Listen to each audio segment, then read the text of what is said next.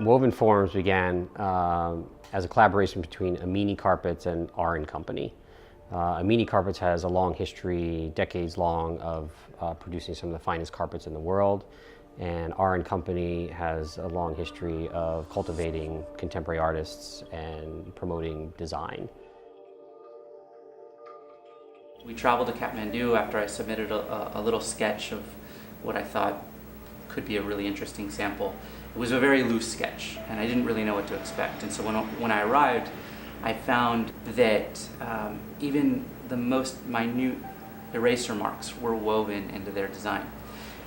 So it was so clear to me that if they were going to put that much love and dedication into every square inch, that I also needed to create a design that was so specific. So there's over 4.5 million knots.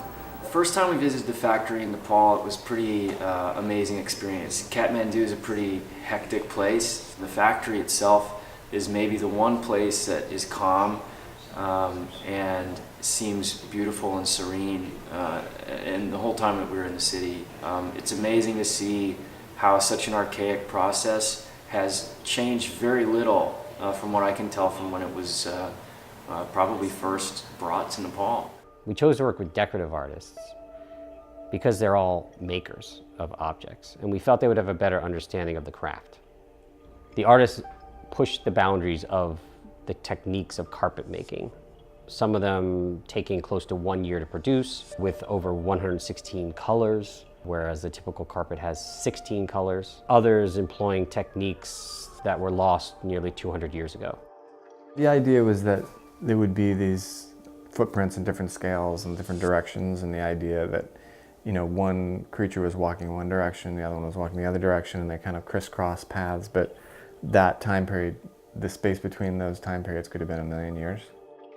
I worked with the material of wool, applying, layering, and infusing the fiber onto the Persian rugs, sort of like the ductus of a painter's brushstroke or palette knife across a canvas, creating movement and blobs and clots and cakey textural surfaces.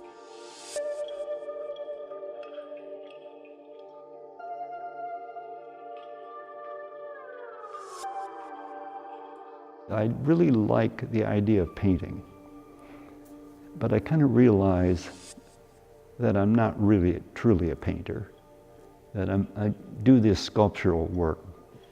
And you came along, let's say, think about rugs. I thought, well, rugs are more or less flat, and color would be a good thing. That I've already been thinking of things that would very much fit into that kind of thing. I think the most important thing for me in this project is just seeing how these drawings can translate into another material and transform. 이번에 저 카펫 디자인을 해보게 됐는데 저한테는 항상 그렇듯이 새로운 여행을 하는 기회가 됐습니다. Our clients come from the design world, from the art world, but in the end, they're collectors. So what we wanted to do with this project was to elevate the idea of a carpet to that of a traditional work of art. And we felt Venice was the perfect place to do that.